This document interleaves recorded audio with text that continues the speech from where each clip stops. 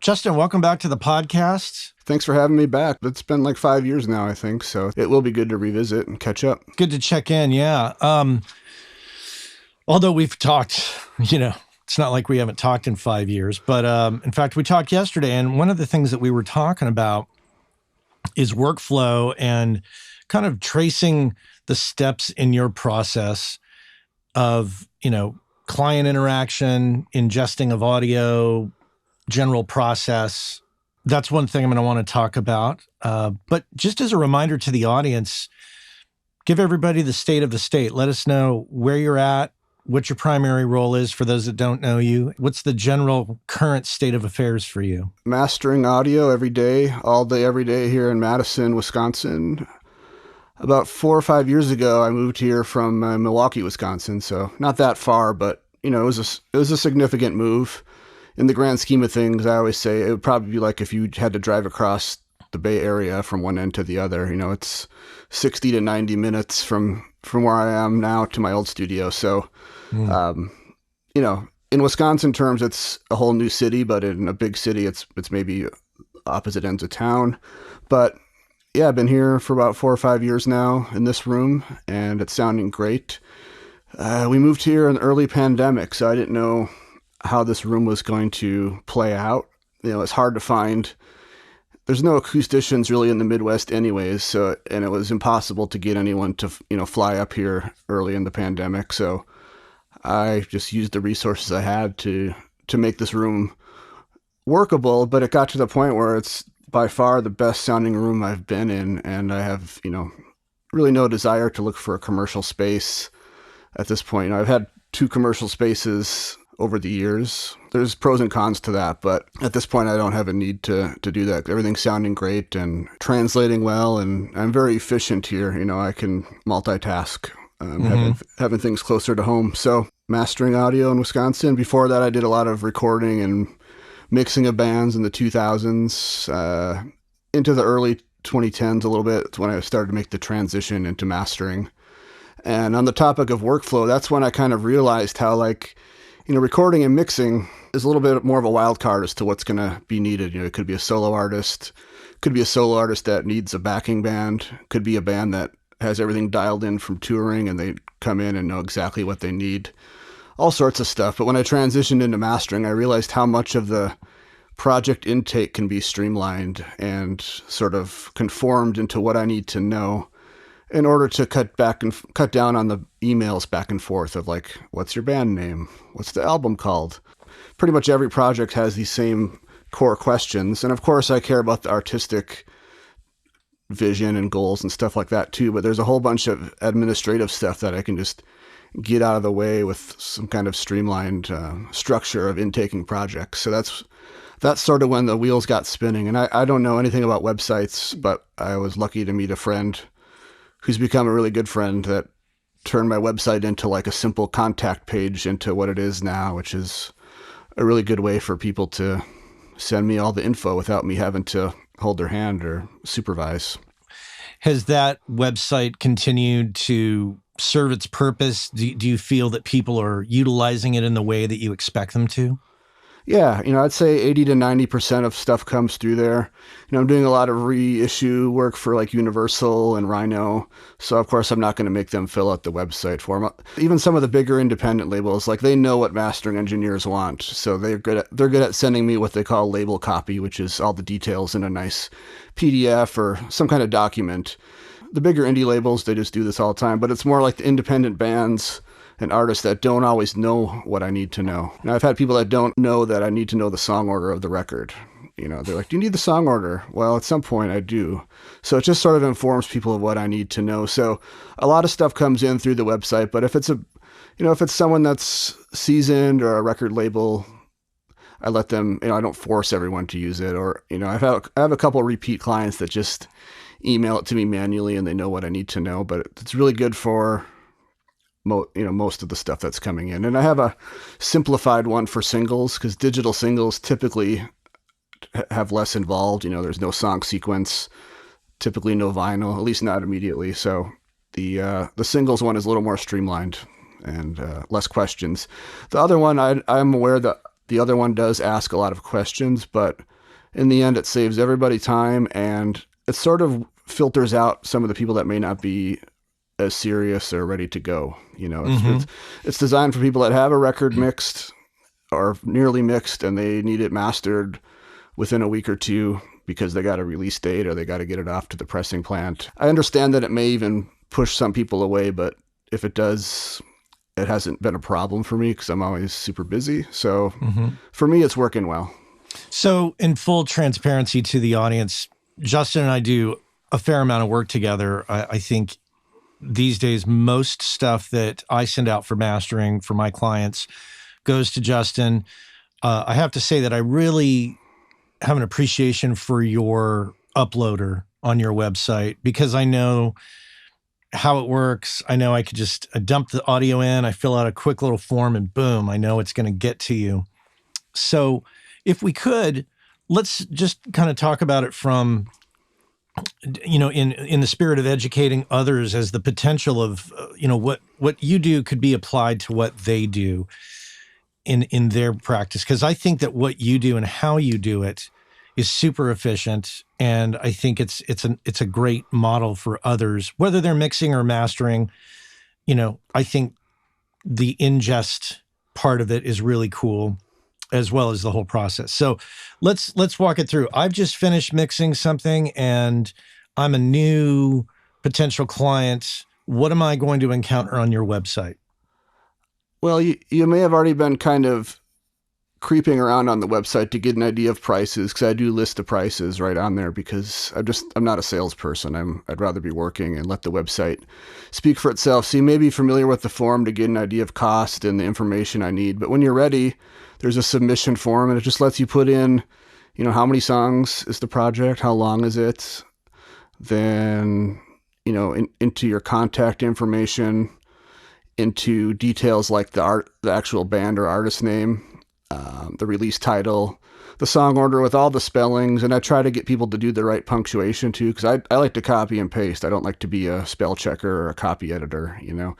Occasionally if somebody does some weird punctuation, I'll ask if that's how they really wanted it or if I should clean it up. But basically let them submit those details that I'm going to need to know, as well as formats. If they just need a streaming master, if they're going to be doing CD, vinyl, cassette, instrumental masters. TV mixes are popular now, which is mixes that don't have the lead vocal but may have some backing vocals or vocal elements. What else? I should be looking at it right now. But also completion date, which is a more recent addition. I always assume that when a project comes in, it's everyone's in a rush and it's panic mode. But some people will put like a month out or 2 months out, which is nice because then I know that I need to do it at a certain time, but I can kind of adjust my project list to accommodate everybody's needs. Because, some people will choose the soonest date, which is usually a week or two, because I can manually change that. And some people give me a little more flexibility with the turnaround time. So once I have all those details, you submit the project. There's no payment due for albums or EPs at that time. It's just a way to collect the info. And then within that form, you can paste a download link to your mixes.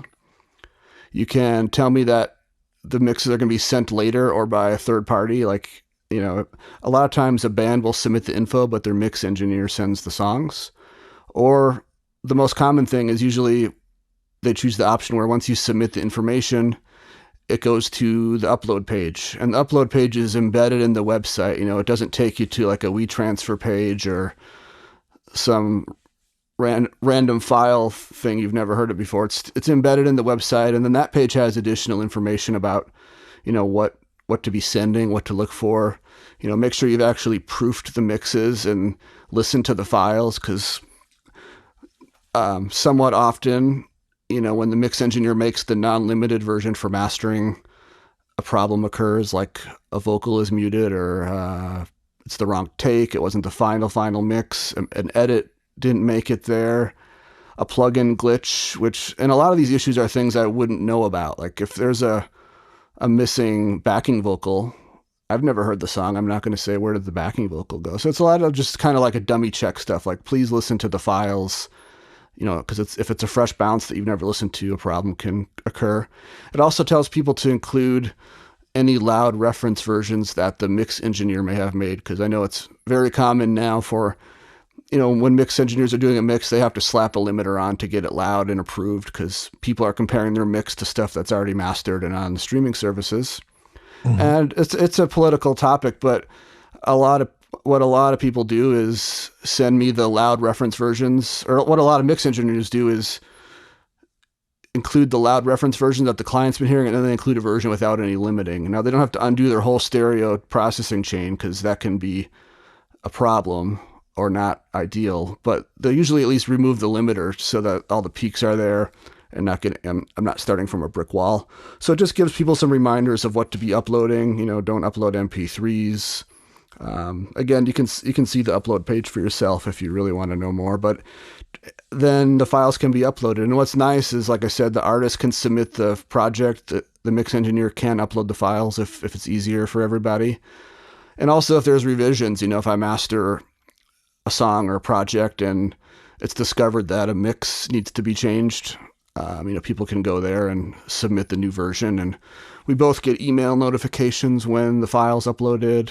Mm-hmm. I can download it. We can reply to each other from the notification email, because what I like is it doesn't go to like a no reply at whatever, it's actually, if you get the email notification and think of something else, you can reply to it and I'll for sure get it. And same goes both ways. So that's really it. And I have a auto response thing just to make sure they know it went through. And then I try to follow up within a few hours if it's not overnight. I get some European clients where when I get up in the morning, there's a project from someone in Europe that's submitted it in the morning, their time. So there can be a delay, but basically I try to get back right away and say, everything looks cool, or, hey, one of the songs was an MP3, or these are all MP3s, or, these are all like super heavily limited and loud, which is like, now at that point I need to know if there's a goal for mastering, because there's usually not much. It becomes more of a quality control project at that point, because if something's already super slammed and at the desired loudness, there's could be maybe some EQ tweaks or a little bit of leveling, but it becomes a much more subtle and delicate job. And a lot of times what happens is the band will be excited, the record's mixed, they'll upload the loud reference versions without telling the mix engineer that the record's done. And then I would say 70% of the time, the mix engineer is like, oh yeah, hold on, let me make the non-limited. And maybe 20 or 30% of the time, the mix engineer is like, nope, that's my mix, deal with it. You got to make it work. And then I usually do. Not only have I gotten the loud mix engineer version, I've gotten like MP3 of the loud mix engineer version to master from. And it's just usually a matter of education. I don't blame anyone for sending that, but the upload page has some area for text where I can convey some of that information. I think it helps cut down on some issues, and in the end saves everyone a little time and hassle. The great thing about this interface is, for you, it eliminates a lot of the common back and forth discussions, frequently asked questions, all the things that someone needs to know before they send you their files. It's there. And I wonder sometimes in this day and age where people are impatient about reading and they just want to watch a video, have you ever considered doing a video version of that? I have thought about that. I actually want to make a whole video of sort of like an overview of my process, not necessarily getting into the weeds of settings, but just like after you submit the project, it comes in and show my screen and me moving files and folders around. And then, a little bit of what I do, like some of the RX detail work for like de-essing with RX, just S by S, and assembling a record, like kind of like I have on the screen here, like this is Wavelab. This is not Pro Tools or Logic. It's kind of designed for sequencing a record, like deciding how much time is between each song, and you can put effects right on each song instead of having to put a plugin or a chain of plugins on each like track in Pro Tools, because that'll bog down your computer and very quickly at 96K. So, I just kind of I do want to make a video of like, again, not like a tutorial, but just a quick 3-4 minute video of here's everything that's going to happen. I'm a real person. I'm not a robot or AI, or I'm not sending this through AI and sending it back to you. Well, okay. So let's talk about they've gone through the website, they've uploaded everything. What does that look like on your end? And trace the file. You don't have to go into all the minutia, but just kind of trace the path of what happens. Yeah, so basically when I get a project submission, it comes into my email and it comes into my project manager app called OmniFocus. It's set up to send to both. So OmniFocus is a dedicated Mac app. It's just a basic project manager. You can use it for anything. But what I like is that it has an email address. When they come into my inbox, they also get emailed to this OmniFocus address. So that injects it in there, and then I can kind of drag in the order of importance of projects. I try to bump up singles and get those done within a couple days, a day or two. Albums can take more like a week, sometimes 2, EPs somewhere in the middle. But more importantly, when that comes into my email, I create a folder for the artist. I create a subfolder for the project name, which is usually like the album title. And then I create a folder for the original, I call original files, and I just put their unmastered mixes in there. And then I go to OmniFocus and I kind of put it in order. Like, it's more or less first come, first serve, but again, depending on their deadline that they've entered, I shuffle stuff around to meet everyone's deadline needs, but more or less first come, first serve. So then, then I open up the files in Wavelab and just inspect them to make sure that everything's cool. I've also received files that they're actually 24 or 32-bit float files, but the audio within that is 16-bit. Wavelab has a bit depth meter. So when I play the file, it shows me the actual bit depth of the audio. So it's certainly happened and possible to have 16-bit audio within a 24 or 32-bit float file. And usually that's because someone has a limiter on the master output and it's set to 16-bit dithering for who knows what reason. But I try to catch little things like that. Something like that isn't going to ruin a song or project, but I just give the files a quick once over to make sure that no songs are missing and it's something I can work with. Then I email them back and say, thanks for the info, thanks for the files.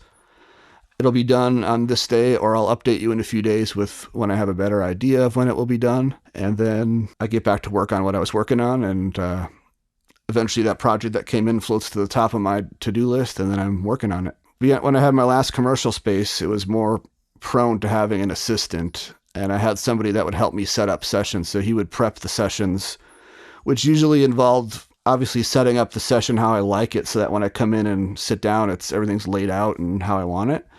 But he would also find issues like the instrumental mix of one of the songs has vocals in it, which is usually a mistake, right? That happens quite a bit, where the engineer intended to make instrumental, but some vocals snuck in. Or, like I said, song whatever is missing. There's a missing song. So he would kind of like help weed out problems that I don't want to encounter. Like, I don't want to wait for a week to start a record and then sit down and then realize that a song's missing, or have a show-stopping question or issue that's going to delay it. Because some clients will write back within 10, 15 minutes, but some could wait a day or two to get back to you. And then, there's always a next project to move on to, but I try to make sure everything's going to be good to go from when I jump back to it and actually work on it. Then let them know that everything's cool, or if I have questions about something to let them know. I typically don't give mix feedback unless they ask for it. I would say 10 to 15% of people might ask if I have any comments on the mix before I start mastering. And it's usually stuff like the sibilance is pretty strong, or the bass is super boomy, or it's broad stuff like that. I don't get into I think your snare drum could be a little more this instead of a little more that. I don't really get into aesthetics. It's more just broad, bigger picture problems. Especially if it's just one song, if one song is way different than the rest, I'll let them know that and say, I can move it a little bit in mastering, but if you want to revisit the mix, it might help get a better end result. But I typically don't come out swinging with mix notes unless someone really asks, because I assume that everyone's mixed the song to their best ability, and they've been working on it hard for a long time. Everyone's abilities are different. Everyone's visions are different. It's not my record. Exactly. I just let them know if there's going to be any hurdles or potential, or just double check things, Well, so let's assume everything's in order and you go through and you've mastered. And one thing I love about your process when delivering to a client is the fact that you provide all these different versions, a detailed explanation of everything. I see these emails and I'm always just wow, Justin really like goes to the ends of the earth here to make sure that everything is clearly explained. So let's just assume everything's perfect and you've mastered a project. Then what? What do we get? Yeah, well, I don't send that right away. At first, I send a Samply link to approve the record, because for those that don't know Samply, it's a lossless and gapless web player that also looks super awesome. It's mobile friendly. It's been a lifesaver for me, because clients want to listen to their record right away on the phone or wherever they are. They're not going to go to a computer and download a zip file and load it in iTunes. I mean, some people may do that, but I think we as engineers forget that not everyone is at their computer all day like us engineers are. People are out. They might have a day job. They might be on tour. Who knows what they're doing? And a lot of people just don't have computers anymore, to be honest with you. Everyone's trying to do everything on their phone or their tablet. So Samply is a great way for people to preview their record on any device. It's lossless, gapless. In my opinion, there's no other service that does that. There's some that come close. You can put the artwork on there. I can grab a temporary image from Facebook, but they can listen to that anywhere. And I also send a DDP for those that want to do it on a computer. And some people still like to burn CDs. I know, I'm 44, so my client base is people in their 60s down to people in their 20s still. So I got to cover all the bases. But once the record's approved, I do deliver all those requested files. And, in the old days, record labels handled all this stuff for the artist. The artist was making the music and had, as it got into the mastering stage, their input and desire to have input usually waned pretty sharply after mixing. Mastering was like whatever. I know in the early 2000s, we did a record for Lookout Records, and we put our heart and soul into it, recording and mixing, but then we sent it to John Golden for mastering, who did a great job. We didn't scrutinize it. We were like, oh, it's mastered. Great. Now we can put it out, So in those days, the record labels handled all the deliverables usually. But these days, most independent artists are handling it all themselves. So that's kind of why I have that email that explains everything. It holds their hand. Like, here's the high resolution files. If you're using pretty much anything besides CD Baby, you can use these high-res WAV files for distribution. If you use CD Baby, here's the 16-bit 44.1 waves that CD Baby, for who knows why, still requires. Here's some. I like to give people MP3s that are nicely labeled and have the metadata and the artwork, because then if someone opens that in iTunes, Apple Music, it's all there. Looks professional. It looks like a finished record. It doesn't have all this gibberish and unnecessary stuff. There's a DDP usually for CD production. If someone needed vinyl master, there's a vinyl master, which is like one file per side. It just explains all this stuff because, again, a lot of times there's no record label person to handle this stuff for the artist. They need to know exactly what this is. And the email has a brief version, which is probably still wordy, but then it links to the website that has the full on, if you really want to nerd out about this stuff, you can read even more on the website. I wanted the email to not look too overwhelming because, again, people look at the stuff on their phone, and even a short email on your phone looks like a novel sometimes. So yeah. Okay, so it's all done. Everybody's signed off. Everybody's downloaded what they need to download. What do you do with the audio after the fact? What's your long-term storage approach? Long-term storage. Well, between that, I do send the invoice after. I like to send the invoice after the deliverables, because with mastering, everything's so fast-paced. I understand producers probably need to get a deposit up front because they're spending a lot of time with one artist. I'm so fast-paced in mastering that I just do the invoice after it's the deliverables. I think it's a more artist-friendly time to send them the invoice because they're excited that it's done. I don't like to sit on people's money. I don't want to get any deposit or full payment up front. I don't want to sit on someone's money for a week or two and feel like I'm sitting on their money and I can't sleep at night. Should I get up early and get this record done? It weighs on me too much. So I do request, my singles page takes payment up front because it's a small amount and it's streamlined, and I usually get it done within a day or two. But the records and EPs I bill afterwards because I feel better about that approach, and I don't have a problem with getting stiffed, or I don't have to send too many follow-up emails about that. But for storage, then I move everything over to my archive system, which started out as a Thunder Bay 8 from OWC. I've had to add on a Thunder Bay Mini 4, and the reason I picked the Mini 4 is because it's SSDs, so it's quiet and it's fast. Because what's happening now is, so many people are doing singles and more singles, and then they might take 3 or 4 of those singles and add 3 more songs and make it a EP or a record. So I find myself digging into the archives a lot more than I used to. So my Thunder Bay 8 was like, spinning hard drives. It has a loud fan, so I only keep it on when I'm adding files to it or backing that up or retrieving files from it. Then I shut it off because it's a little bit loud. But the Thunder Bay Mini 4 is quiet enough where I can work with it on. A lot of times I'm retrieving some old singles to repurpose for an album master. So I have this archive system. I'm using 11 of the 12 drives because the big Thunder Bay has 8 drives. The Mini has 4. Drive 11 is almost full, so I'm about to start filling up drive 12. And then when that's full, I have to make a decision if I get another Thunder Bay Mini or a whole new system. But either way, I put it on that drive. And then for each drive in the Thunder Bays, I have a bare, 3.5 inch drive, the old spinning traditional ones. Mm-hmm. I have a drive that matches each one of those in the Thunder Bays, and I just use Carbon Copy Cloner to add any new or changed files from the main backup to the backup. So I have the archive system, and then each of those drives has a mirrored backup that, again, I don't have to think about it. It's kind of like automated, where it just scans for new or changed files, copies them to the bare drive, and I keep those bare drives in a fireproof safe. When I had a commercial space, I kept those at our house, so it wasn't at the studio. So if there was like a catastrophe, they were in 2 different locations. But now I just have them in separate locations on our property. And I think that the fireproof safe would survive a flood or a fire for sure. So I have 2 hard copies, and then the Thunder Bays are also synced up to Backblaze, which is a cloud service. It took a while to do the first backup, of course, but basically it's always running, and when files are added to it, it's up in Backblaze. I've only had to use Backblaze a couple times, like when I've been traveling and someone's asked for a weird, odd, old file. Most of my outgoing masters are in Dropbox long term, but once in a while someone will catch me in a rare situation.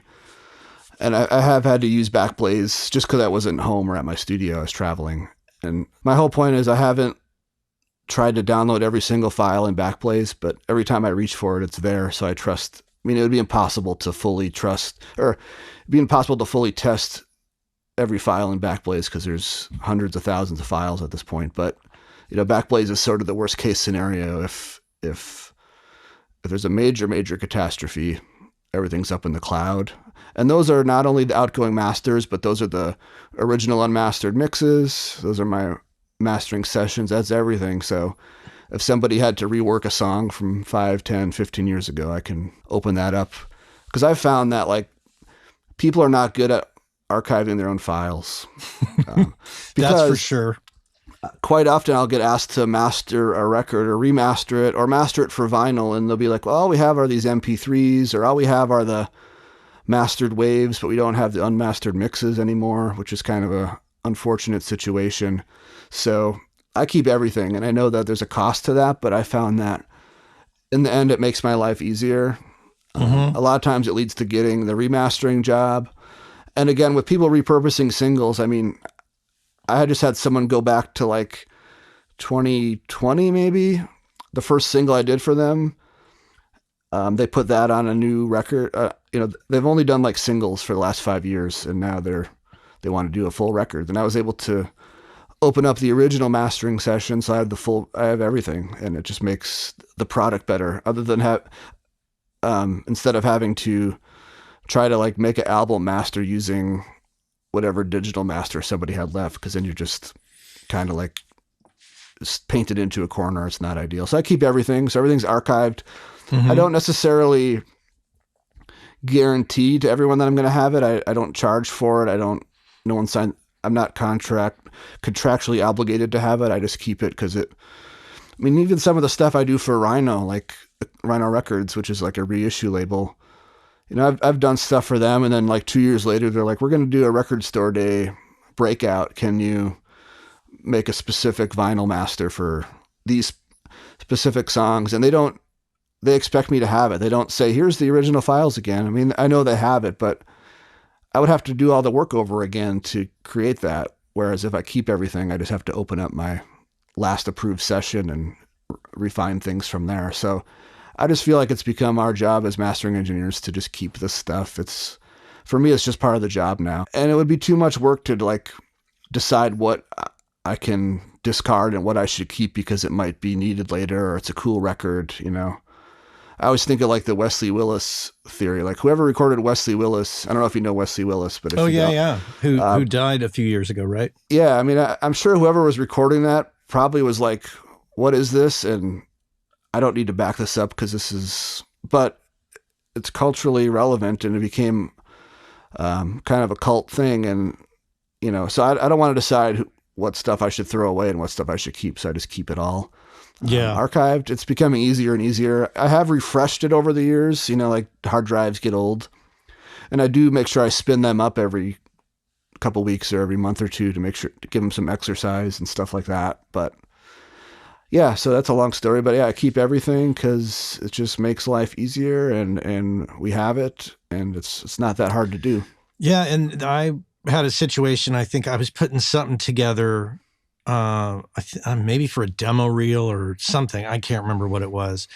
And there was a project I was like, hey, do you happen to have the masters for this? And like within 30 minutes or an hour, I think it was, I was like, damn, Justin, like you sent it to me like as if it was done that day. Yeah. Well, we skipped over that part, but you know, I use Samply for project approvals.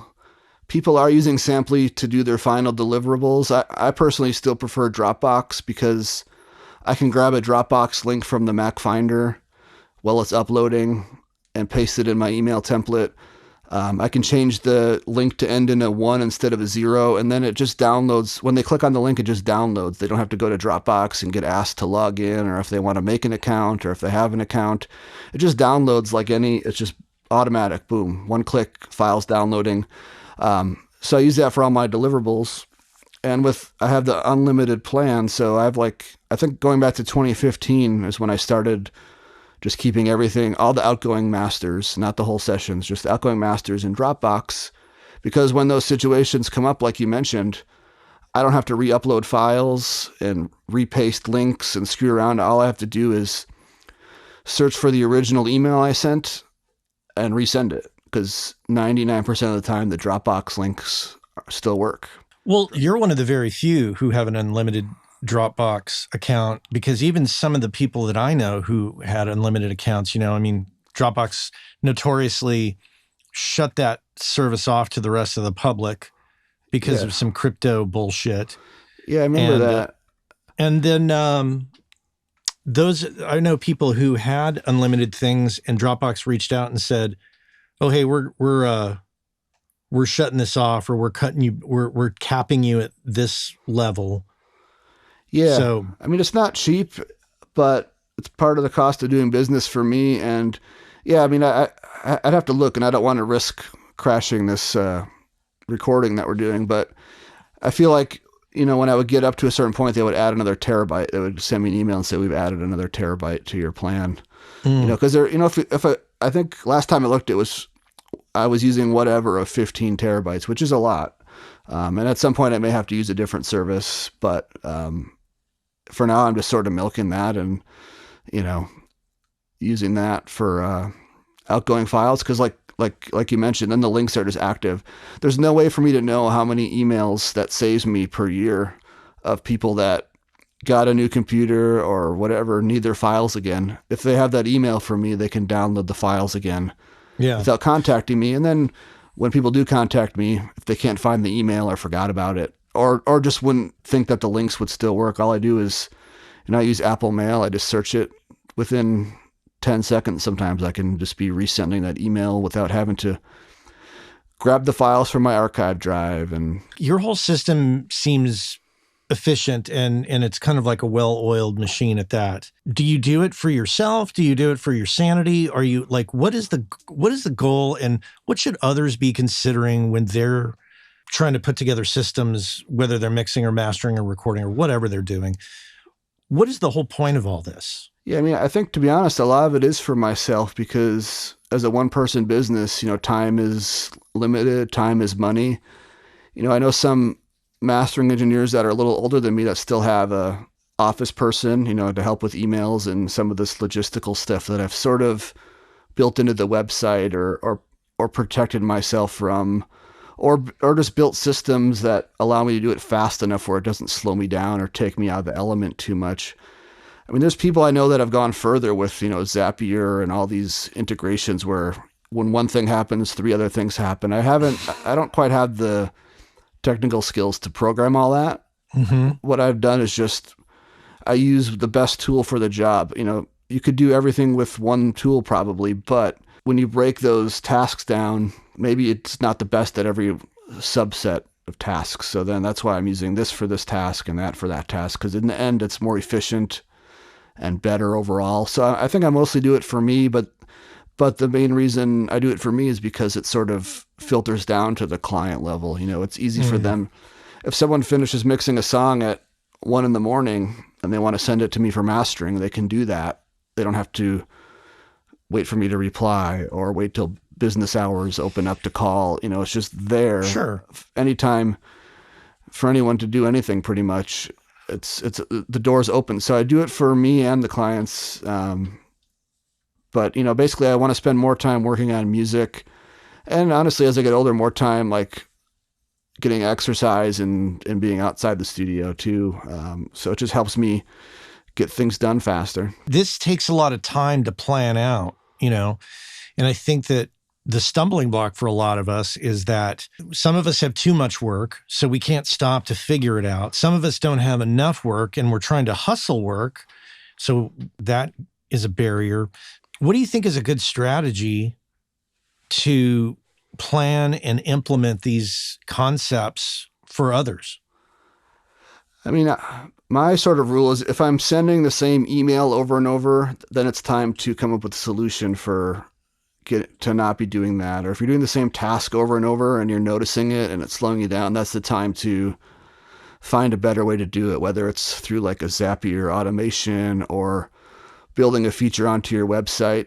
All this stuff was built so incrementally that I didn't even notice it really happening. It's just like, here's an annoying thing that keeps happening. Let's solve it with a form on the website, or let's solve it with a better upload page, or let's solve it with, like, singles are just so fast paced. That's why I made a separate singles page, just to sort of, I don't want to put people through the hassle of all the questions on the album page for a single, because a lot of it doesn't apply. So I would love to take a week or 2 off and refine this stuff even more, but I'm too busy mastering to do that. So I've hit this plateau, and I'm also at a point where, like, there's certain things I do where I would in theory love to hire someone to help me with, but I don't feel like I have the time to stop and train the person and because it's going to take time before it pays off.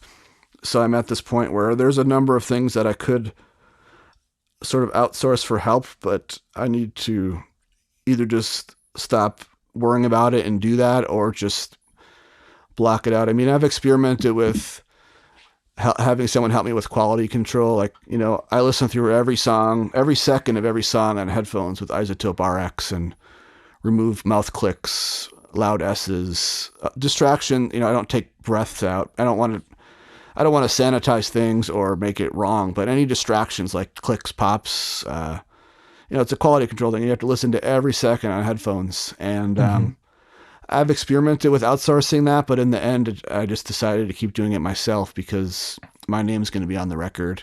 The amount of money I was paying someone to do that, I would have to raise my rates basically to make it. Yeah. And I didn't want to do that. And I'm still making all the sonic decisions and all this. It was just more like someone to help me listen in real time with RX when things get super busy. But I would say, when you find yourself doing the same task over and over and it's annoying and you notice it, that's a good time to try to find a solution. I don't think, if you're not busy enough, I don't think there's much you can do to create more work in this kind of thing. It's more like, how can you get more work in and out of your funnel without, as smoothly as possible, with less annoyances and friction and slowdowns, roadblocks, those kind of things.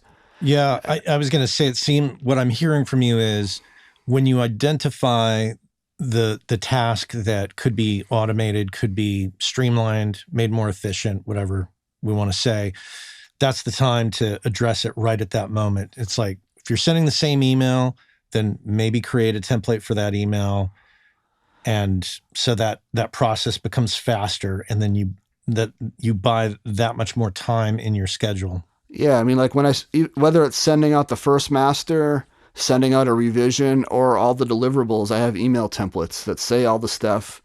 Then I just paste in the project name, and then I paste in all the actual links for their files. And I know there's probably a way I could automate the pasting of those links, the populating of those links, but I'm not a programmer. I'm lucky to have a website guy and friend that, when I have big picture of things, like let's make a form, he can do that. But the things I would need to do that are more like just general coding and IT stuff, like how to match up like some files in Dropbox folder to put them in the email. I'm sure someone could come up with a script for that, but I have zero coding skills, and but that would be the next step, and I know it can be done. There's probably people doing it. So yeah, those types of things. But I've at least come up with the email templates, so I'm not typing stuff out. I'll obviously add in some color to the email, like the mixes were great, or I don't just when I'm doing a revision, I'll say here's a new version and this is what's changed, whether it's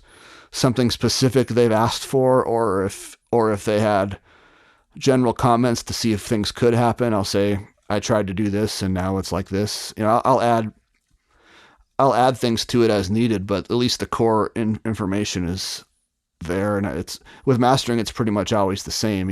When you get into production and mixing, there's typically less emails and typically a broader range of topics and things to cover. So it maybe doesn't work as well for that, but certainly in mastering, I found that a lot of it is the same. Everything that you've just talked about is going to give some, food for thought to those listening so that they can consider some of the things you're doing.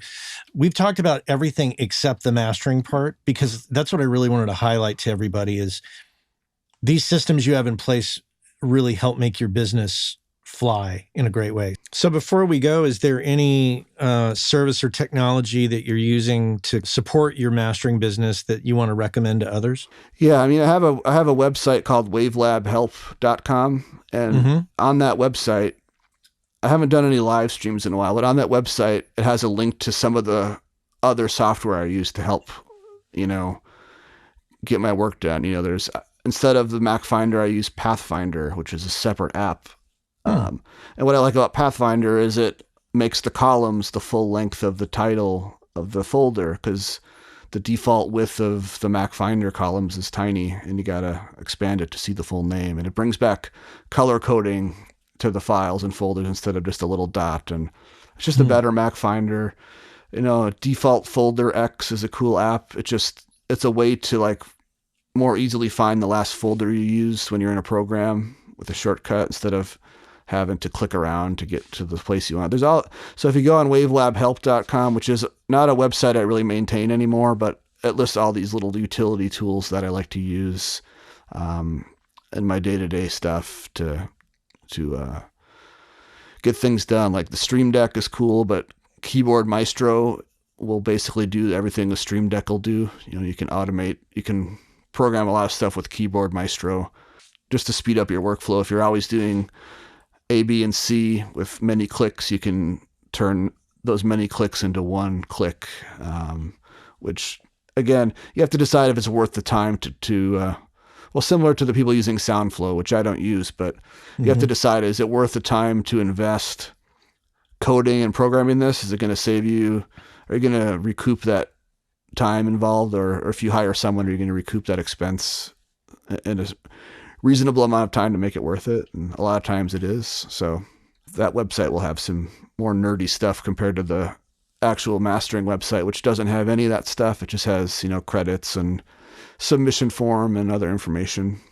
Yeah, I think it's great for me, and I hope the audience gets a lot out of this too, as far as the productivity end of this, the automation part of it, all of that stuff. It's fantastic. I'll put a link in the show notes, obviously, to all the stuff we're talking about, including your website, in case anybody wants to hire you or they want to explore some of these tools that we've talked about. But great to see you. Great to have you back on. I think this is going to be your third time on. Yeah. Have many people done third ones, or is 3 of them? I think you, possibly Andrew Sheps, possibly Vance Powell. I think you are the 3 that have been on the most. Yeah, we did 2 like before COVID, and then it's been a while. So it's good to catch up, and thanks for having me back on. I listen every week. Your podcast is essential. If I was in charge of AES or the Recording Academy, I would consider your podcast an essential service and provide funding and support, but I'm not in charge of those things, but I really appreciate it. I listen every week because I need to give my ears a break from music, and I still like to learn, and I still like to learn about people doing audio. I've met some very good engineers like Jessica Thompson. I refer all the tape transfer stuff to her now, whether it's DAT or analog reels, because she's the best at it, and I don't want to touch it. So if it wasn't for your podcast, I probably wouldn't be aware of so many other people doing cool stuff. So I appreciate you doing it every single week for the last 10 years now. It's crazy. Man, you bet. Thank you for your support of it. Well, that's it. I'll let you go, but thanks again, and you take care. All right, you too. Thanks.